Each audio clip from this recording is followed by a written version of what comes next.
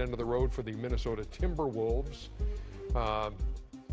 who ended that long drought without a postseason appearance. Hadn't been in there since 2004, and they make it in with a 47-35 record.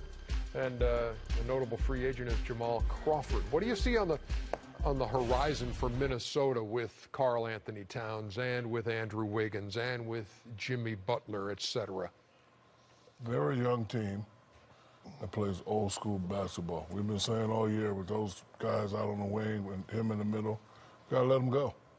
We all know Tibbs is a hands-on type of coach, but I think at some point you gotta let those guys go, and you just gotta let them run. There's no reason they should be coming down and setting it up all the time. On misses, you should go. We're not calling plays, push it up, run on the wings, cat, you run down the middle, post up, seal. And then, if after, timeouts and after dead ball situation, then we can get in discipline mode and call plays. But at some point, he's going to have to let these young fellas run. 100%. I've been saying that all year. The thought of Jimmy Butler on one wing, Andrew Wiggins coming to be full speed, Teague in the middle, and Karl Anthony Towns, who's probably the fastest big guy in the league, that's frightening. But they never run. They walk the ball up and down the court. They run a play every single time. They got to make a decision on Jimmy Butler because, they gave Wiggins the max.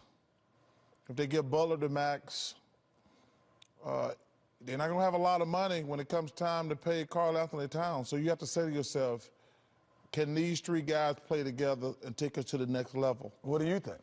I do not think they can. Okay. So when you say they can't, who is can't?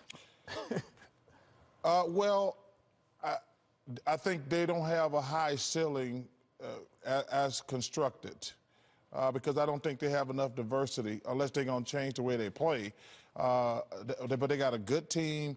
But if you're paying three guys the max, which you'll probably be playing Cat in a year or two, those three guys are not going to take you to the Warriors, the Rockets, teams like that, in my opinion. I think this was, on the positive side, you got to the playoffs. First time you get to the playoff in, I don't know, umpteen years.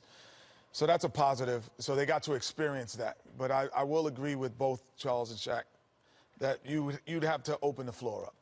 And once you open the floor up, you'll see, I think, a better Karl Anthony Towns, a better Jimmy Butler, and a better Andrew Wiggins, who's really the guy who's lost in this whole offense, is because they're really slowing it down so Butler and Cat can actually touch it every time.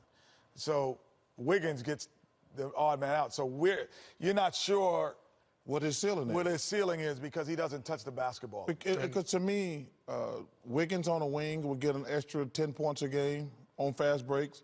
Karl Anthony Towns as one of the best running. I don't even think he had and this is what last thing.